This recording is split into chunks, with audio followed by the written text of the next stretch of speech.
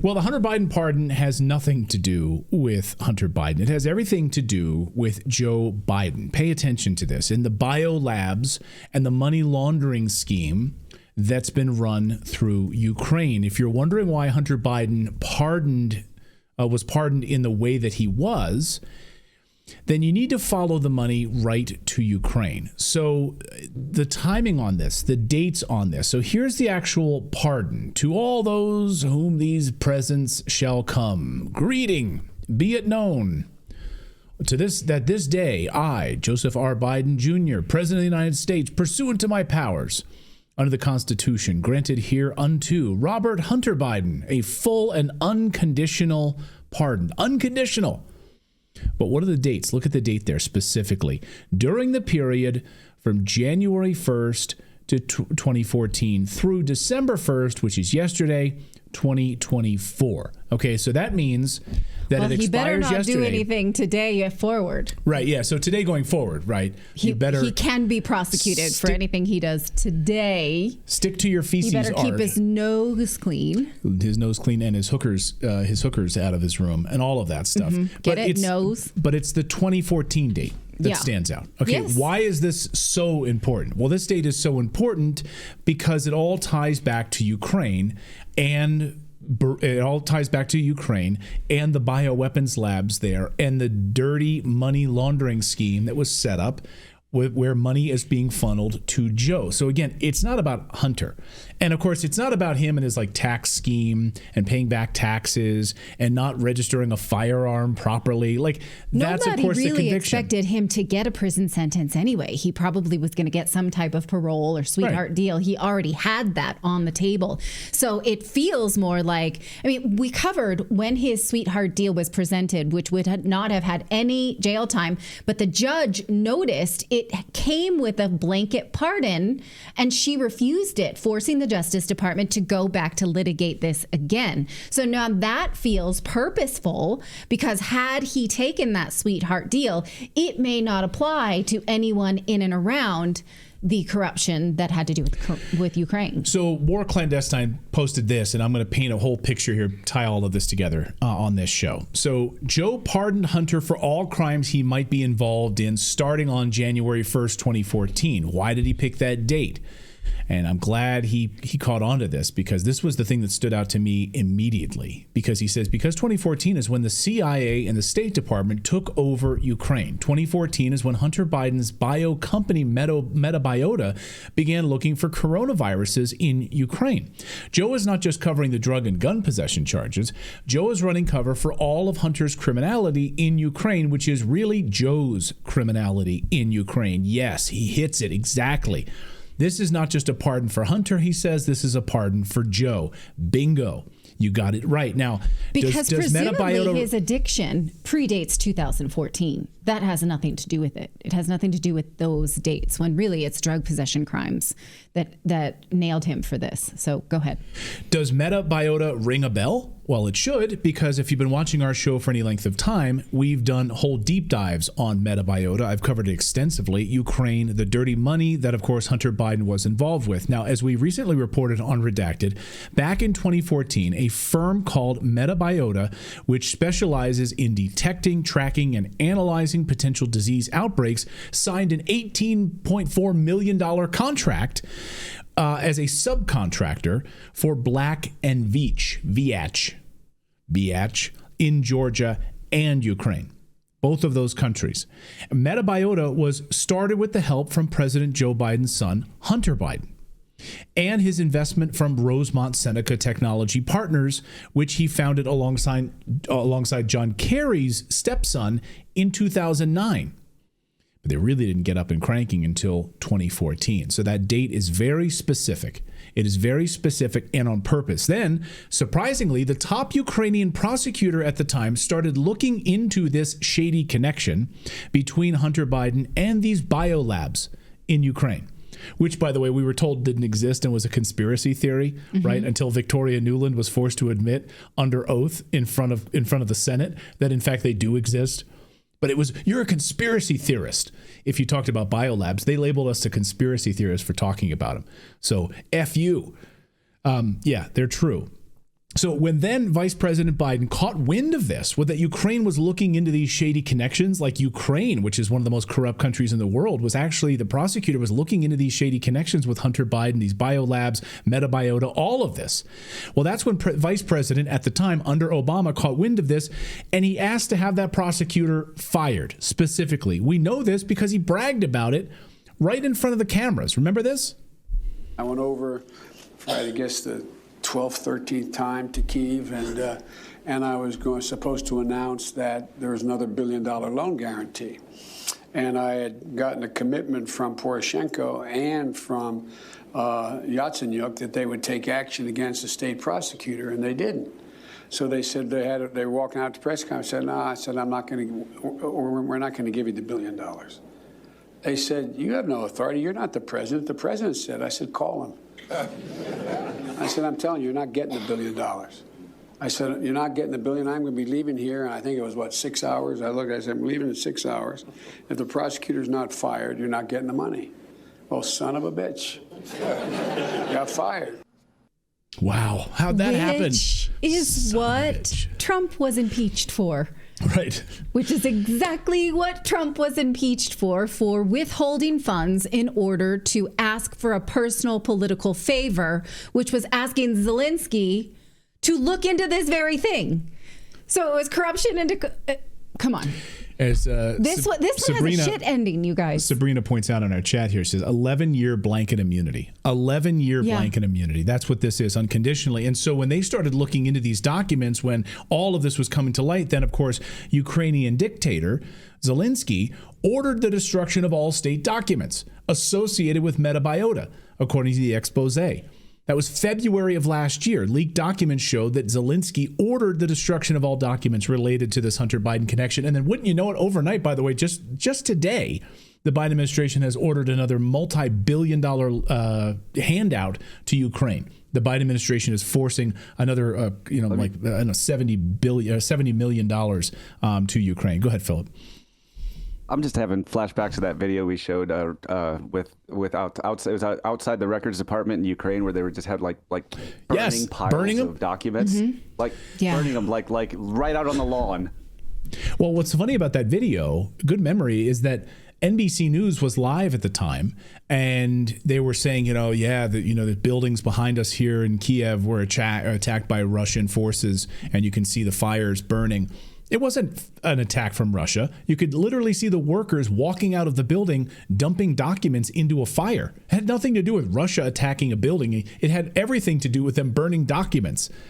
So, yeah. I'm just so curious because Nancy Pelosi and AOC all told us that this was corruption when Trump did it because they thought he was asking for a favor. Well, Biden received the favor and they don't seem to care. They don't care about this obvious corruption. Of course. They only care about Ukraine when there's an asking of a favor, right?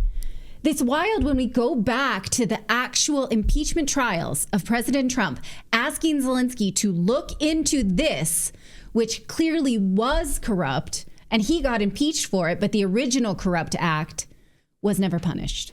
Right, exactly. Well, this is also why now you have liberals calling for Joe Biden to pardon himself now and give himself unconditional immunity before he leaves office. He's done it for his son. MSNBC, and not just this clip, but multiple Democrats are now saying, you know what, Joe Biden, the Trump administration is probably going to come after you for all this illegality. You might want to give yourself blanket unconditional immunity through your own pardon. Watch. Grant of clemency. I hope that President Biden will also issue preemptive pardons to all of those people threatened by the injustice of what will become the Department of Justice in the Trump administration. That, of course, includes Jack Smith and all of his staff, many Department of Justice lawyers. It includes President Biden himself, although we don't know that anyone can legally pardon themselves. He will need a pardon because he is going to be harassed and charged for no crimes whatsoever. Donald Trump has promised that. Right. Anthony, to pick up on that. Give yourself unconditional pardoning of yourself. So we have evidence of corruption inside the Department of Justice and persecuting political opponents. But she's saying that hypothetically, the Justice Department will become unjust. In her mind, right? It's fine now. She's a psychic medium. She can see into the future. It's okay She's now. telling us we need pardons because it is about to become corrupt. Yeah, it's fine now. Apparently, it's totally fine. He could also step down, say like resign the presidency, make Kamala president for like a month. She can pardon him, and then that way they don't have to get into the legality of pardoning himself. Just use the end around. Well, yeah, he can give do him ideas, the end Philip. around. He can do the back door. See, the thing is with this, he's not doing this himself, right? Whoever wrote this document up and handed it to him to sign. This isn't Joe Biden sitting down one night thinking he's going to pardon his son. This is a deep state organization that's put this in place in order to protect the lie, the deep corruption, and the money laundering scheme that was funneled through Ukraine. Remember when FTX started collapsing and all of those Democrats started running out of the woodwork like rats on a sinking ship because of that massive multi-billion-dollar money laundering scheme that's been run through Ukraine? It's all being exposed. So, of course, Biden had nothing to do with this. Other people drew up this paper and just like, here, sign this. Yes, but he personally stood to be protected and he had to have the wherewithal. So even though we say like he doesn't know what he's doing, there's some part of him or the people who protect him who knew what he was doing.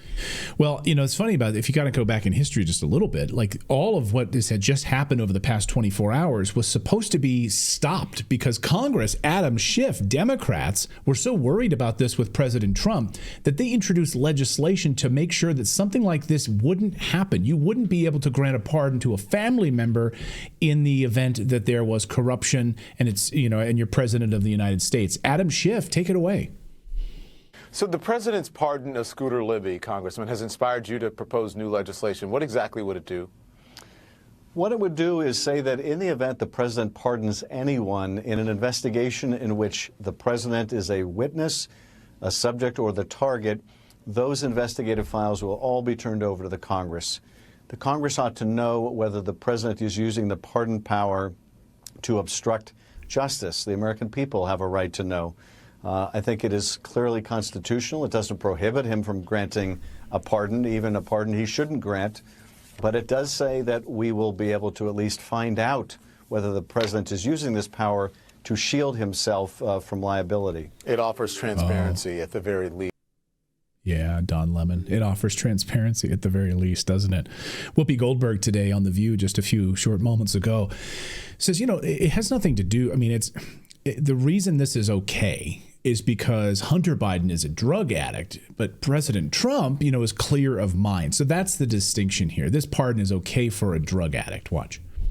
I respect it as a parent. I understand why he would do it, but I wonder to understand why lie about it for so long. I'd stop calling it a lie. Okay, why repeatedly say you're not going to and you do? And secondarily, for the part of this country, half of it that doesn't support Biden, doesn't know him personally, doesn't get to have phone calls, and they're just looking at a system that seems like it only benefits the people who are in power. I'm going to say, what precedent does that set? Well, here's what it says. It's a precedent for all of us to open our eyes because we've elected someone who is in a similar situation, who didn't have a drug problem, who knew what he was doing, who clearly stood and said, I can do this. And he did it. So I think, for many, many reasons, this is very different than any other situation that we have ever dealt with. That's bullshit, and she knows it. Also, I would like to follow that up so badly. I would like to be at that table and say, okay, what about all of the people who went to prison because of the 1994 crime bill that Joe Biden authored for the exact same charges that your son now will walk away with? Because those people also had addiction. Those people also had sad stories of addiction. Those people also had parents with broken hearts. Does it only matter? Should you only get off if your last name is Biden? Whoopi. Yeah, of course, because it's copious numbers of black men. No protection. I don't No one's want to above the race law. grift, but really, he put away so many black men for gun possession after drug crimes, after a drug conviction. Right. And so this is the same. So, okay, only wealthy white guys with the last name Of Biden course. should get off? Only Hunter Biden. Yeah, and this, and there's been plenty of Democrats. Jared Polis, of course, governor of Colorado, who's likely going to run for president, mark my words. He came out against this. Yeah. And the reason I think he came out against this is because he's going to be running for president in the next go-around. He said this is very disappointing for I get the family connection. He said, I'm sympathetic to the family connection, but this sets a dangerous precedent. I'm deeply disappointed for future presidents of the United States. Yeah. Himself running for president. Anyway, Karine Jean-Pierre, there was no White House press briefing today in the traditional sense because they're on an airplane. So they're on Air Force One flying to Angola. And I was waiting for Karine Jean-Pierre to have to answer these questions and battle against this. And so reporters on the aircraft recording it audio only. Listen to Karine Jean-Pierre have to defend this pardoning. Watch.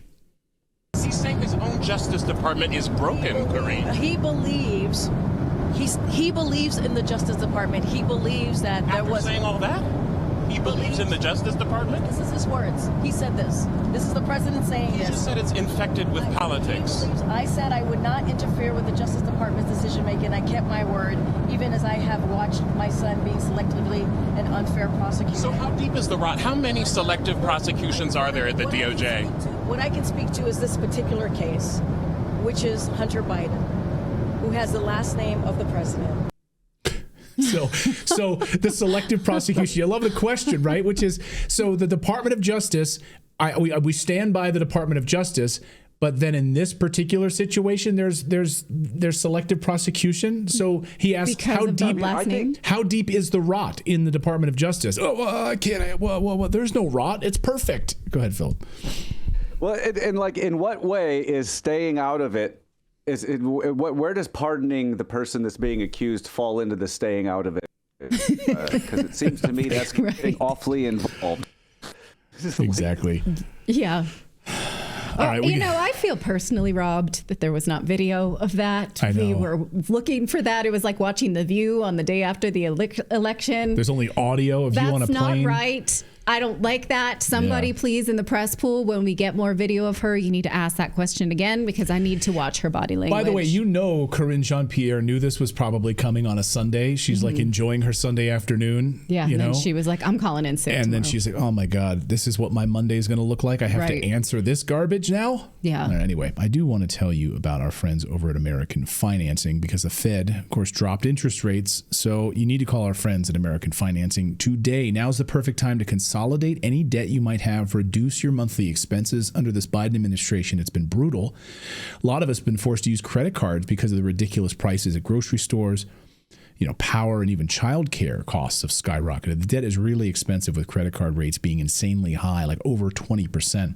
But, with mortgage rates dropping, now is the time to wipe that debt out. American Financing is helping homeowners just like you save over $800 a month on average. They're even closing some in as little as 10 days. As if you start today, you may delay 2 mortgage payments. There's no upfront fees to find out how much you can save. Call American Financing today, 866-890-8434. That's 866-890-8434. Or visit AmericanFinancing.net/redacted. All right. Well, the New York Post reports that there are nearly 58,000 illegal migrants who are convicted or facing criminal charges roaming New York City free and clear, and close to 670,000 across the country. So the Post did their own investigation. Here's the headline if you want to seek it out for yourself. This comports with the numbers that were confirmed by the U.S. Immigration and Customs Enforcement, ICE. Recall this document we looked at back in September. It showed that the agency knows about 662,000 non-citizens with criminal histories, but has detained only 15,000. We went over this in detail because this letter lists them by crime. They have, it's a buffet, really. Rapists, arsonists, burglars, gang members, car thieves, armed robbery, all kinds of stuff. It's all kinds of them. But when you actually look at 15,000 in relationship to 662,000 that they know about, it's not like they're really actively catching them. They have sort of accidentally caught them because we've seen in other documents that ICE is not really trying to catch migrants or criminals at all. These are 662,000 that accidentally fell into their laps. They only have 15,000 in custody. That's a 2% detainment record. If you commit a crime as an illegal migrant, you have a 98% chance of not being detained. Here was how they broke down those numbers, and we broke them down in detail. So seek that episode out in September. So according to the Post, that means that 8% of all of these criminals are in New York City alone. That is quite a lot of criminals in a 302 square mile area.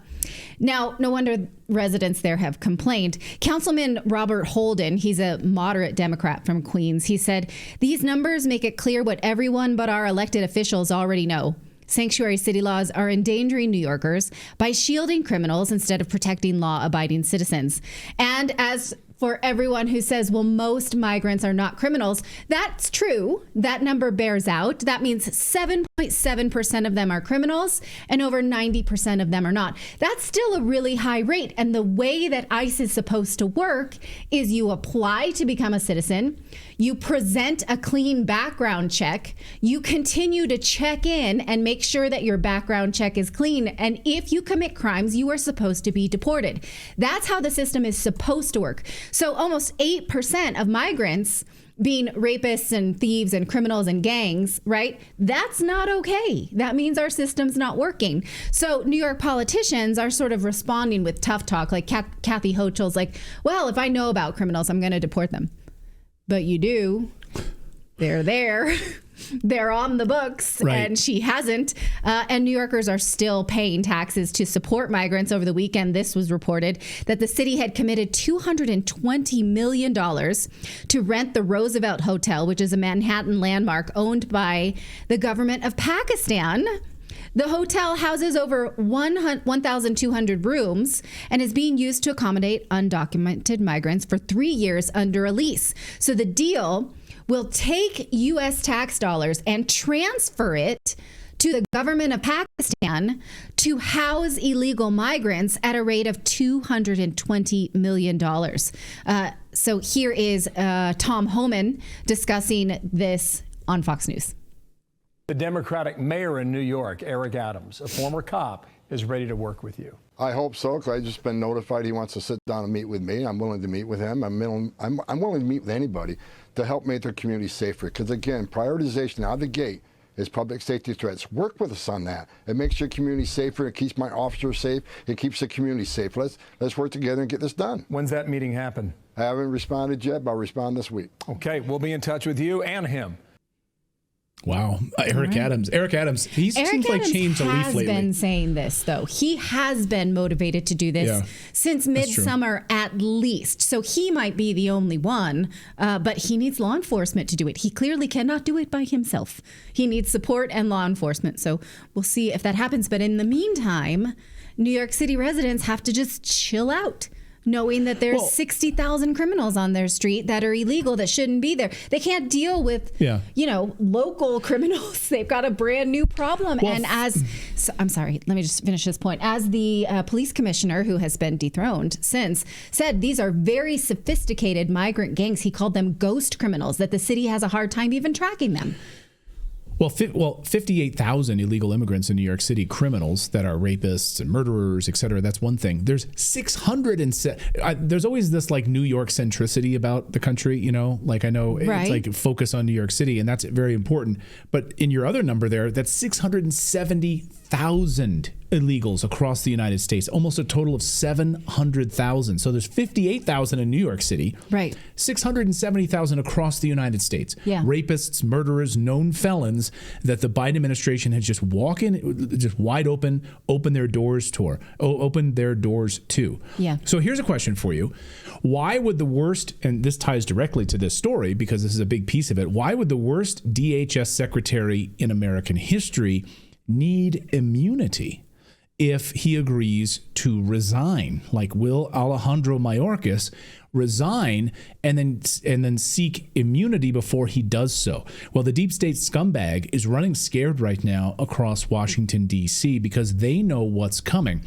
Criminal charges against DHS head Mayorkas. Yes, breaking.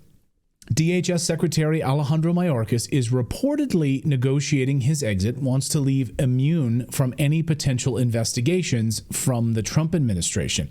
To which I say, absolutely not. Absolutely not. He testified just a few weeks ago on Congress about reports of these undocumented children. They call them unaccompanied minors. Over 300,000 of them have been lost. And when a congressman asked him, do you recall these instances of young minors, unaccompanied minors, being dropped off at strip clubs as their addresses, listing men who were not their relatives being dropped off in homes of young men who were not relatives of them, where these young girls had no private bathroom or bedroom. And he said, I read the report, but I don't recall. So those instances, dropping unaccompanied minors off at strip clubs, he read about that and he forgot it. That's not a memorable story that you, in a report about your own government's handling of immigrants. And not even your own government, your own department's Your own handling. departments, thank you. He's running a criminal organization that is facilitated by Mayorkas. He, at the very top of this, has been facilitating and carrying this out, flying into the Darien Gap in Panama, as friend of the show Michael Yon was there on the ground and watched him land. He knows exactly what's happening and funneling these illegal immigrants into the United States, and he knows exactly what's happening to these children because it's all tied together with these non-governmental organizations, these NGOs. And now we're getting word from the Trump administration that in fact they are going to be targeting and going after these NGOs specifically. They know that by going after these NGOs, where it will lead, criminal charges all the way to the top, all the way up to Alejandro Mayorkas and other members of, Javier Becerra, and those individuals who are handing out billions of dollars to these non-governmental organizations. So he wants blanket immunity. He wants immunity before he leaves office so that he can be protected. The problem is that immunity wouldn't cover you, for your own job. You get immunity from the government. You already get immunity shielded because you're doing your job. But the problem is, if you're not doing your job, then it rises to the level of illegality and criminality, and immunity wouldn't protect you. You already get immunity as a government employee in the cabinet. You can't be sued already. He can't be charged. He can be protected in that way. But the moment that criminality and illegality enter into this, immunity is out the window under your protection. So I'm wondering what he's looking for here. Like, is he asking the president to do another, like a preemptive pardon in the same way that Hunter Biden? And this is exactly, by the way, what Keith Olbermann is calling for, and other liberals right now are calling for this. Like, hey, President Biden, you should just issue hundreds of pardons right now. And even Keith Olbermann said, issue 10 million pardons for everyone that works in the executive branch. Issue 10 million of them. What that says is, so there's 10 million corrupt people carrying out criminality. I have an idea. In the Biden administration? What's your idea? My idea is take blanket pardons preemptively and move to Canada. Do that. Like, you can get the pardon, but you have to leave, so you can never do this to us again. Sorry, Canadians. I know we have a lot of Canadian viewers who probably don't like that. Friend of the show, David Craden, up there in Ottawa. Like, no, don't send them here. Send them. I don't mean Canada. Send them to, I don't know. Like, let's just send them to Ukraine. Send them to Epstein Island. Send them to Epstein Island. Yes. Ukraine. Ukraine loves corruption. If you take a pardon, you have to get the F out. Fine. Then I don't want to see this happen. I want Zelensky could make it. Yeah. Sure. Yeah. But they have to leave. Solutions, KEG super chat here. Solutions demand tangible fundamental procedural changes, not more 4D chess that equate to your law. Stop asking for saviors and gossiping. Solve it together. Siberia is another great. I think Ukraine. So anyway, the reason this is all happening, the reason this is all happening is because we now know from Tom Homan, who is the new border czar, that in fact the Biden administration is going to go after these non-governmental organizations, and they're also going to look at the United Nations, because the United Nations works part and parcel with these NGOs to funnel all of this, to put all of these hundreds of thousands of children into sex trafficking operations in the United States, all run by Alejandro Mayorkas. Watch. I tell you what. The Trump team coming to town, we're going to take control January 20th, and people are going to be held accountable. We're going to be very transparent. We're going to get behind. What did the United Nations have to do with this open border crisis? Who in the administration, the Biden administration, opened the doors on this humanitarian crisis? What NGOs were involved in this? We're going to be very transparent to American people, and we're going to tell them the truth, what happened on this border. Again, by design, and we're going to let the American people know who was involved, why, and hold them accountable. Yeah. And prosecutions, criminal charges. That's why Alejandro Mayorkas is looking for blanket immunity right now. I tell you what, when the S hits the fan, I'm just going to follow around Tom Homan, like just hide behind him like this. He's a good guy. He DGAF. Yeah, he's like, I'm coming for you guys. I'm coming for you. Cyber criminals targeting people and businesses by exploiting vulnerabilities in everyday tools that we use, like email, social media messengers, free cloud storage, as well as weak passwords. In fact, in the last couple of months, there have been two major breaches that probably affected you. There was the breach at AT&T, which exposed all of those text message logs, and it affected every AT&T customer. Also, what about the National Public Data breach for Social Security numbers? Yeah, the Social Security Administration admitted that. So that's where the people at Bunker are helping you. It's an affordable, all-in-one app protecting you against identity theft, cybercrime, and surveillance. And guess what? You can get your Bunker application for $12 annually. That's right. Why pay several different apps when you can get yourself for $12 annually protected with Bunker? Right now, you can use the code Redacted to get your first year for free. Just go to bunker.life and use the code Redacted. You can download it on the iOS App Store or on the Google Play Store, and you get, just by using that code Redacted, you get your first year for free. So our thanks to them for supporting the show. Well, Jaguar is trending because the company will show off new cars in Miami tonight after weeks of pissing people off with their new ad campaign. This is the new branding campaign that you may have seen already. These images of the car were leaked, and they are really something, you guys. It looks like something my children created in Roblox. So anybody want to respond to this? I especially love this steering wheel that's it seems right. With their new branding campaign, it seems absolutely spot on. Does that seem safe to you to have? Is there another car that has an oval steering wheel like this? I mean, I guess some of them do. Yeah, like Formula One racing cars, just to be hip and trendy, I guess. Yeah, so what do you think? You guys, does that endear you to Jaguar? Now recall, these are leaks, so we don't know if this is the real car. And these are leak concept drawings. They're the actual photos, right? So we're not really sure if they come from Jaguar, but they do match the branding campaign that launched just a few weeks ago. Do you recall this? It was launched about 2 weeks ago. And we'll see. Now, recall, the king drives a Jaguar. Is he going to want to be seen in company like this? It looks like a Mary Kay car, like his pink Mary Kay car. I guess so. Those were typically Cadillacs. Yeah. But I suppose this is not what Mary Kay looks like. Since they released this new campaign and the new concept of a car, their stock has been tanking. Take a look at this. It was up over $1,000 in the beginning of the year, but now it's below $800. Now, they must have had their new ad campaign written while they thought that Kamala Harris was going to win, because the Biden administration, I think we're going to look back on as a dystopian version of reality where men could breastfeed children. And, I hate to use the term woke, but it was like woke ads. But now they're in over their skis when you see so many companies are trying to revert to a world that maybe looks more like the world that we all live in, where you don't have to surmise who's the boyfriend, who's the dad, who's part of what family. Here is the full ad campaign without the music, because I don't want to get a copyright strike. Now, what's worse? Okay, I'll just let you watch.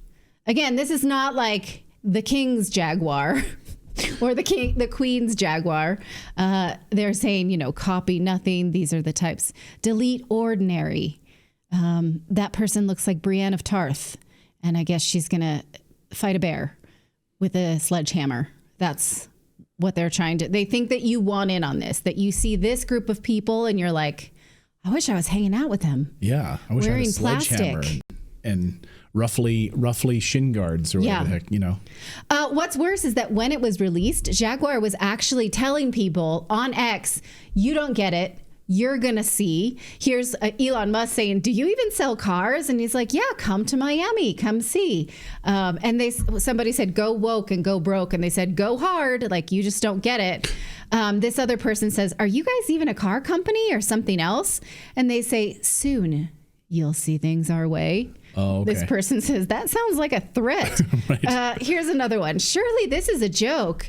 And they're like, it's a pivotal moment. So they're telling people, you just don't get it. Here's another one that's funny. Sorry, my file won't open. Where's the car? The story is unfolding. I thought you guys made car. We do. All will be revealed. Oh, you're teasing This is us. Awful. Quite the opposite. This is a renaissance. This feels very Blade Runner to me. Doesn't it feel like that to you? You just don't get it. It feels like Jaguar really wishes they were Wendy's social media. Because why? Wendy's has that on lock. Have you ever seen? Oh, Wendy's, their social media is account? funny. They're freak. Yeah. It's awesome. Give an example. Yeah. I can't think of one off the top of my head, but they don't pull any punches. It's pretty funny. You should look it up. It's well worth the read. Okay, I will. Because they're just writing canned lines. Like when people say this, how ugly it is, or this and that, you've got to respond like, it's a renaissance. It will be revealed. You don't just get you it wait. yet. You don't understand. You will come over to our weird side. And in fact, weird is the way Car Dealer magazine described it when they went to the launch, not of the car, but of the branding. They called it a hallucinogenic sci-fi movie. And they said it was rather bizarre. They said the launch felt like a drunken dream, but the CEO said, oh no, we're actually serious about this. He literally said, we have not been sniffing the white stuff, as if we meant it to be this way. We're not on cocaine. He said it was meant to make people uncomfortable. They also nonsensically changed the logo with 2 lowercase letters. Take a look at this. The 2 A's are lowercase, so it's like Jaguar. It's strange. Jaguar also says that they're going to close about 80% of their showrooms. The ones that stay open will be pieces of art. More so than car stores. So it's leaving many existing Jaguar customers wondering, where are we going to get our car service then? If you're going to close. So the 20% that stay open will be art galleries. Who services Jaguar then now? And the CEO was asked who would buy these cars. He said, well, it's for the younger, more affluent urban livers. They'll be cash rich and time poor. What young urban people are cash rich? Because, I believe in the most recent election, that's one of the reasons young people voted against the Democrats, is because there are not a lot of young rich people. So I'm confused. Like the 10 rich kids that live in Miami Beach? Right. Like, is that it? Trust fund kids? Yeah. I think I broke the code, though, because if you look at this, I think I know what Jaguar's really up to. It's so that in their showrooms, when the Just Stop Oil kids show up and throw orange paint on everything, nobody will notice. It'll just blend right into the art installation. There you go. Now, is that bean soup that's been thrown on this Jaguar? That's very Renaissance-y. No, it's supposed to look like that. It's very Renaissance. Right. Yeah. I don't know. I mean, Jaguar is cool too. Like my father, likes this brand. It's a legacy brand. Is this what they're doing to bring it into the aspirational youth? I don't see that happening. The Daily Mail reports that this is the man behind it. He, surprise, was a BLM supporter who bragged about starting over 15 DEI groups, such as Pride and Women in Engineering and Neurodiversity Matters at Jaguar. Okay, it makes sense that this would be the project of someone who may be out of touch a little bit or a lot. But DEI or not, this ad says nothing about the car or the kind of person who would drive it, again, unless you're Brienne of Tarth, I guess. Or what's her name? She looks at the who I'm thinking of, the actress that's like short blonde hair like that. Jane Lynch? No, I can't think of it off the top of my head. I just see Annie Lennox. That's what. It's like she looks like Annie Lennox. To be the Eurythmics. Yeah. Yeah, she looks like Annie Lennox. I can't think of the actress. She was in. I think I don't know. She's in a big famous sci-fi film, and I can't think of it off the top of my head. It's not FN21. Turn in your blast. Submit that's who you're thinking of. That's No. Yeah, Tilda Swinton. Yes, thank you, everyone. Yeah, Everyone in the does. chat got it. Tilda Swinton. That's who she looks like. All right.